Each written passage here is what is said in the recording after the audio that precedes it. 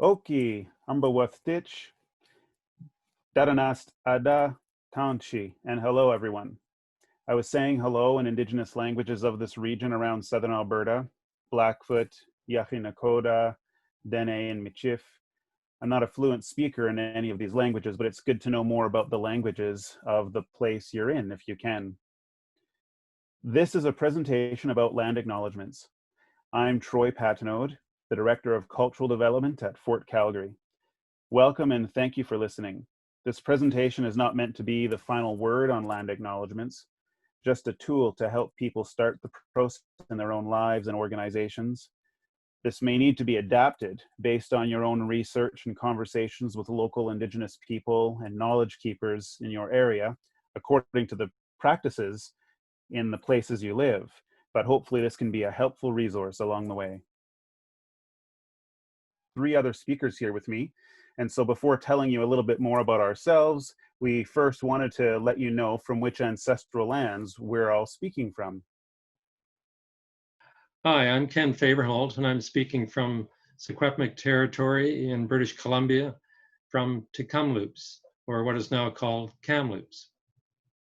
Ombawastich, Oki, Danatada, Tansi, Tonchi, Bozu. My name is Saunders Dahl. I'm speaking from the Stoney, Nakoda, Blackfoot, Sutena, Cree, Tanacha, and Secwepemc Métis lands and what is now called Banff. And I also am not fluent in any of these languages, but I do recognize that it's important to acknowledge those that have been here before. Ombawastich.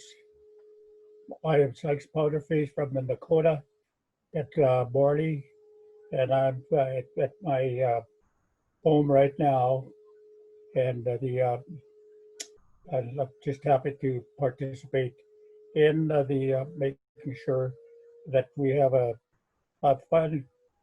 good understanding of what land acknowledgement means.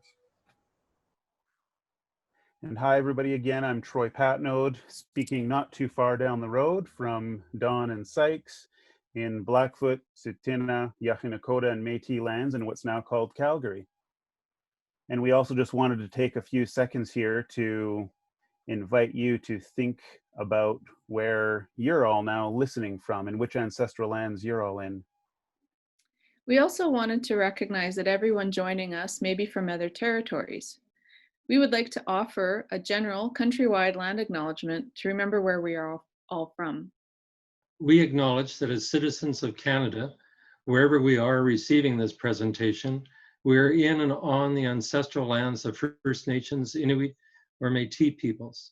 We respect and honor the Indigenous traditions and teachings that help make this country rich and diverse, and recognize that ongoing colonial biases relating to these lands favor non-Indigenous people over Indigenous people. We aim to continue learning about this so we can contribute to living more wisely together in ways promoting our holistic well-being. And now, just so you know a little bit more about us as speakers as well, here are some short introductions. Hi again, I'm Ken Favrholdt. I'm an immigrant from Denmark and have lived in British Columbia and Alberta most of my life. And I work for First Nations as a heritage consultant. I don't speak any Indigenous languages, but I'm learning a little. Hello, my name is Dawn Saunders Dahl. I was born in Amiskwik-Hagan, which is now known as Edmonton in Treaty 6 territory. I am of British, Norwegian, and Swedish descent, as well as ancestry from Red River, Ojibwe, and close to Winnipeg, Manitoba. And I'm Troy. I was born in North Bay, Ontario, in Anishinaabeg lands, now covered over by the Robinson, Huron, and Williams treaties. My mom's side of the family are settler colonials from Britain, and my dad's side of the family come from a community that is at the moment part of the Georgian Bay Métis community. I've lived most of my life, however, here in Treaty 7 territory of southern Alberta. I'm Sykes Powderface, a Nakoda elder. I'm a residential school survivor, and also work here. Most of my life has been at Morley. I was born and raised here, and I'm still here, and because I'm so so connected to the land, which I really cherish. It's far different from living in the city and being out in the country, and I appreciate that because our relationship with the land is very very strong. That and it's all about living, and I enjoy it. For this presentation, we hope to engage in three main things. First, what are land acknowledgement statements and why are they important? Second, some history about land acknowledgements. And third, our experiences working with them. To begin with, what are land acknowledgements? Land acknowledgements are acts of reconciliation that involve making a public statement to recognize the traditional land of the Indigenous peoples who called it home before the arrival of settler colonials and who still call it home. And to help frame this a bit more, it is also worth mentioning a few things land acknowledgement statements are not. For example, they are not just rote statements before the real business at a meeting or event. They are a vital part of the business. They need to be sincere and thoughtful with intention and a sense of obligation. Also, land acknowledgements should be given by non-Indigenous people. Indigenous people give welcome statements, but land acknowledgements are really about acknowledging the space that we are occupying today. Land acknowledgement is all about people, land, and natural resources. It's very important that the Indigenous people are unique in their relationship to the lands. It must be respected, and because they recognize the land under certain different laws and responsibilities, that they looked after the land first as and referred to the land as mother, a personal relationship to the land. It is also helpful to understand a little more about the terminology that we have. For example, there is a difference between land and territory. In the way we are using the terms here today, land refers to the actual land itself, the earth, the water, the sky, the rocks, every non-human thing in the ecosystem. Territory refers to the land plus its more imagined political characteristics, such as cultural boundaries, borders, and ways it overlaps with human economies and laws. Another term we hear often in this context is treaty. Treaties provide a framework for living together and sharing the land Indigenous peoples have always used and still use. These agreements provide foundations for ongoing cooperation and partnership as we move toward an advanced reconciliation. Another term we hear in this context is unceded. Unceded lands are those where no treaty pertaining to that particular land was ever signed between the Indigenous people of that place and Canada. This means that permission is required from that First Nation, or sometimes First Nations, of that place before that land can be used. One of the best ways to start learning about land acknowledgements is to write one for yourself. Even if you just practice on one that you won't be giving publicly yet, it's a great exercise to start acquainting yourself with their importance and how they work. So we'll go over a few steps to do that here. And just so you know, we also have a list of resources that includes some helpful websites and apps that we'll talk more about at the end. This quotation from Hayden King in a CBC interview last year alludes to some of the mechanics one will have to engage in writing a meaningful statement. It's worth reading out loud, which I'll do, and then we'll break down the process into some clear suggested steps. I'd like to move towards acknowledgements, where Indigenous people provide a sort of framework and then let non-Indigenous people write it themselves. The really important aspect is this sort of obligation that comes on the back end of it. It's one thing to say, hey, we're on the territory of the Anishinaabe and the Haudenosaunee. It's another thing to say we're on the territory of the Anishinaabe and the Haudenosaunee, and here's what compels me to do so. The first step into this practice is to ask yourself, why am I doing this? This is really important because it will create a genuine acknowledgement, not something where you're just checking off a box. Only after you're able to answer that first question in a way that is not about self-interest, tokenism, or looking good, you should be able to move into the next step, which is research. The kinds of things that I have been doing with research is making sure that I am speaking to people who are from the areas that I'm working to create a land acknowledgement for. The third step is now to start thinking about what Hayden King was calling that obligation on the back end of it. And this is how you move your words from that rote statement that Ken was talking about in the last slide to a meaningful part of the business. It's achieved by making your land acknowledgement personal, getting vulnerable, and reflecting on questions like, how do I benefit from being here on this land? How am I, or we, complicit in colonialism here today? Answers to these kinds of questions can be hard to hear and heavy, but they also carry the seeds of new possibilities for relationships and behaviors wherever you are. After you've started to delve a little deeper into your own personal connections to the land, you're ready to start writing. You may still require some research as you go, and it would be good to go through a few drafts with a proofreader, but this step is mainly about starting out. Once you have a draft that properly acknowledges the lands and peoples of the place you're in and invites you into an obligation at the end, then you can start memorizing, practicing, and maybe refining it into some more genuine practices, so that when you're delivering it in public, it does sound confident and stirring and genuine. And altogether, this might seem like a lot of work, but we think it's necessary if you want your land acknowledgement to be meaningful and want to take their importance seriously. Creating a land acknowledgement is very much like what our elders always called it. The relationship was meant to be like a marriage, get to know each other better. To do this, wherever you are, you need to do your research, as earlier indicated, to find out which Indigenous people are you closest to, and who are you working with.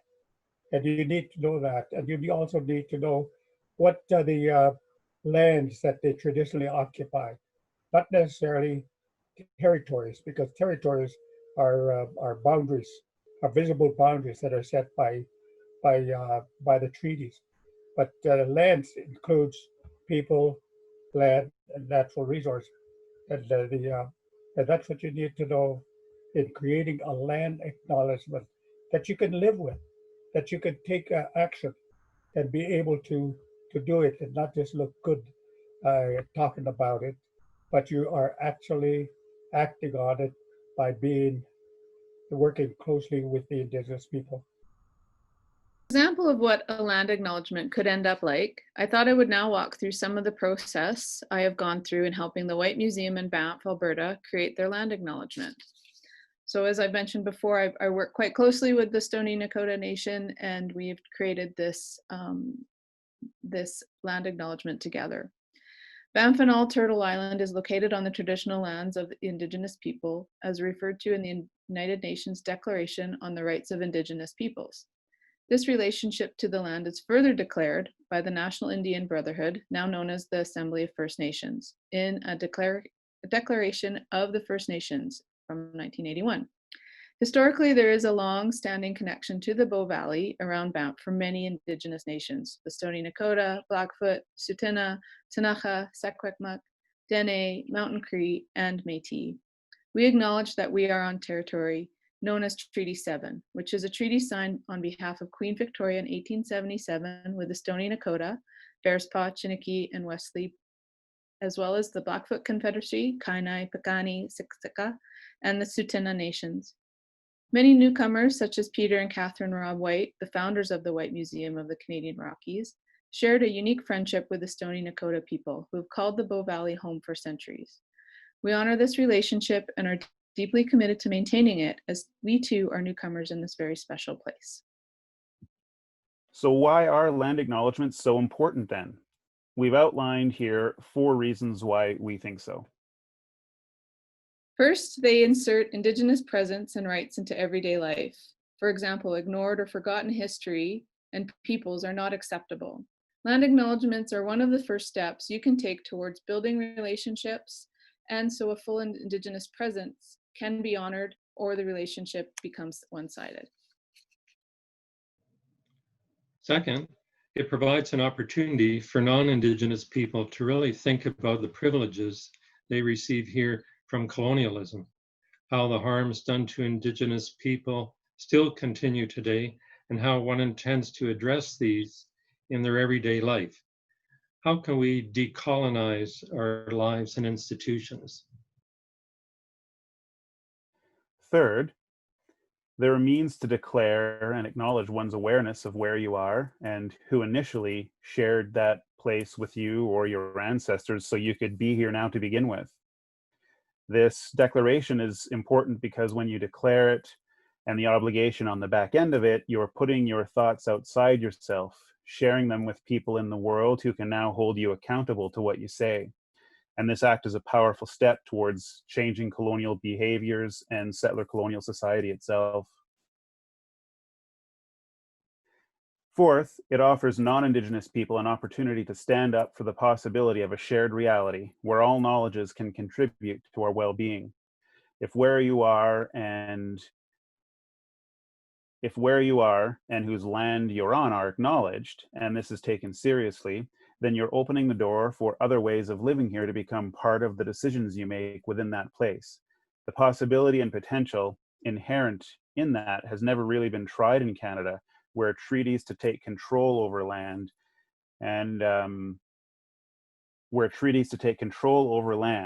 have been more the norm than those to share it and belong together with it in ways where non-Indigenous ways of life do not have to come at the cost of Indigenous ones. I'll do that one more time. Fourth, it offers non-Indigenous people an opportunity to stand up for the possibility of a shared reality where all knowledges can contribute to our well-being. If where you are and whose land you're on are acknowledged, and this is taken seriously, then you're opening the door for other ways of living here to become part of the decisions you make within that place. The possibility and potential inherent in that have never really been tried in Canada, where treaties to take control over land have been more the norm rather than those to share it and belong together with it in ways where non-Indigenous ways of life do not have to come at the cost of Indigenous ones. Oh, you mentioned a word that's really very important, and that the word is share. Now that process needs to be negotiated. How do you use the land, and how did Indigenous people also utilize the land prior to? And those are two matters that have to be negotiated to ensure that both parties are comfortable, whether it's in the colonial system, as Ken earlier mentioned, business. There's that a concern about business today by Indigenous people, but they're also very, very conscious about the Indigenous laws that govern the use of lands. So that's an area that needs to be negotiated or can be negotiated to ensure that both parties are happy in sharing the land. It is important to note that land acknowledgements are not just new things from the past few years. They've been going on here in Canada since time immemorial. They've always been an integral part of respectful relations here. And so there is a precedent for taking this practice seriously today. For example, Indigenous peoples have always acknowledged where they are and where they're entering, often seeking permission through protocols amongst each other. The Royal Proclamation of 1763 is also a land acknowledgement of sorts by King George III of Great Britain, to Indigenous peoples living west of the Appalachian Mountains. His intent was that negotiations and treaties had to proceed before settlement could take place west of the Appalachians, and that included the rest of North America. Treaty history in Canada is also part of land acknowledgement practice, despite the miserly interpretation of treaties today.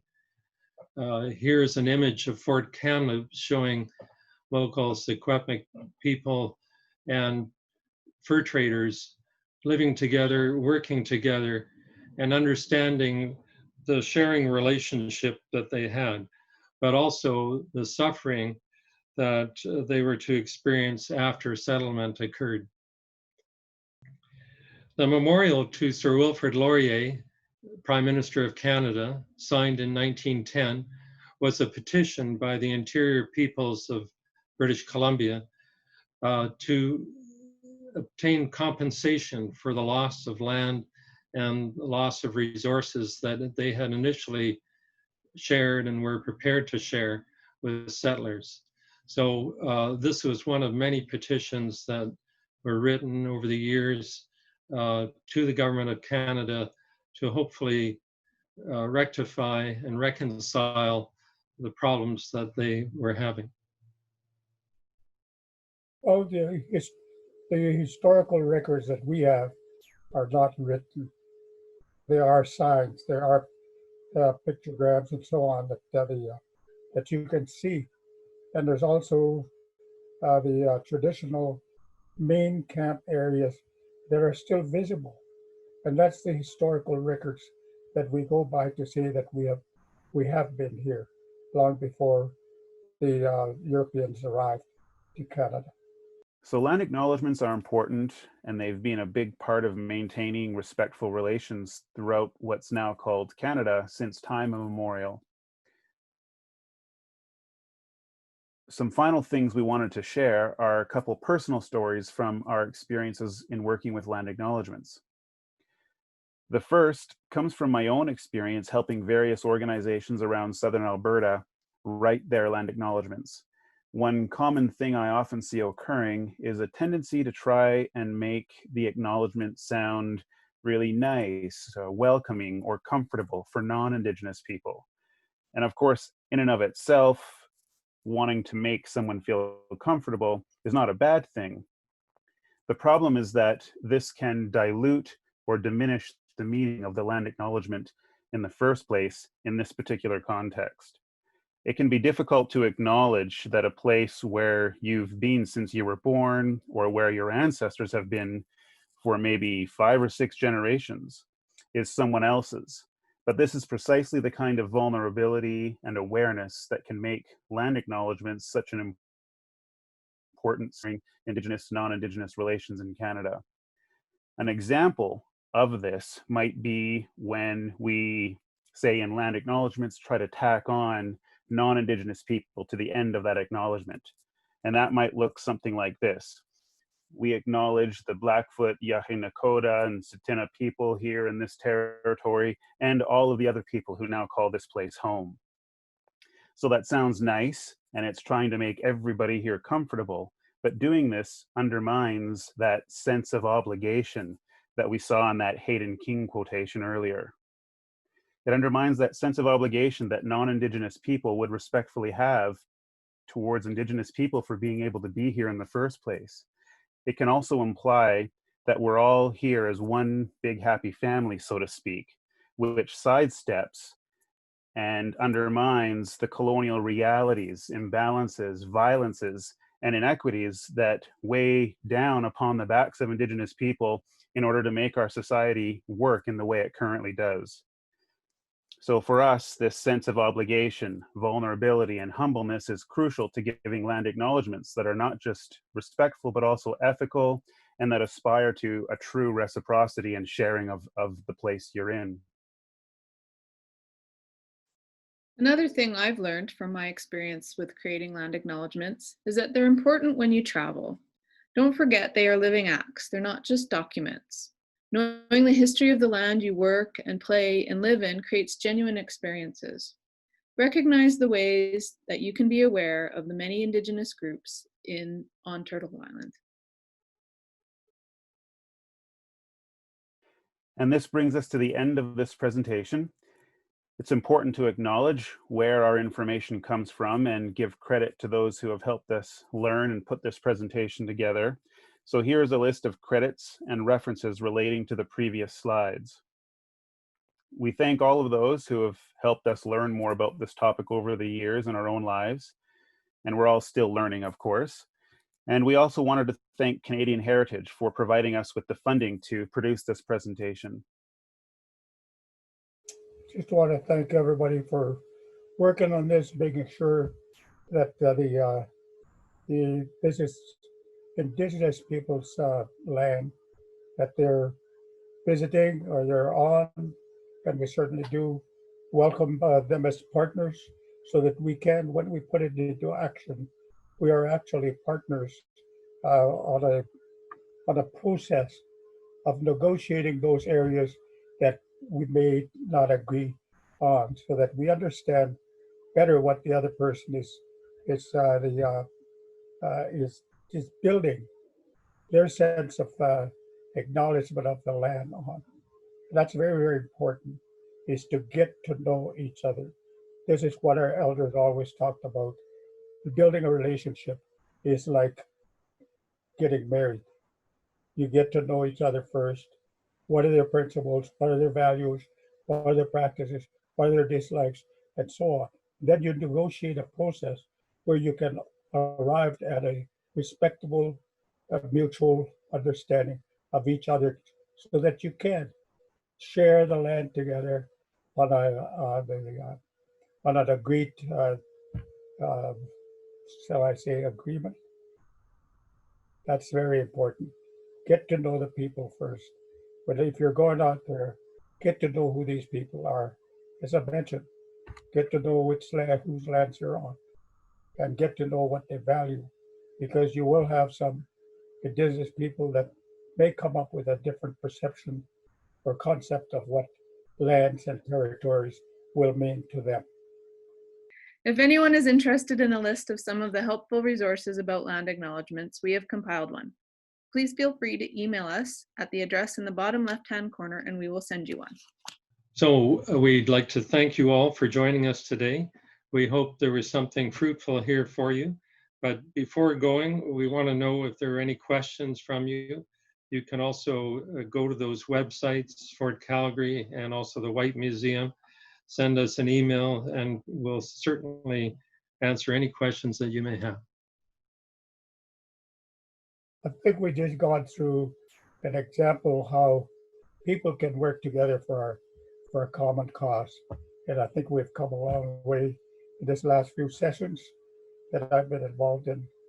And as we go along, we're going to find perhaps maybe a refinement of what needs to be refined once we get a feedback from people. I think that's very, very, very important. I want to thank you all very much. Thank you very much. Thank you all.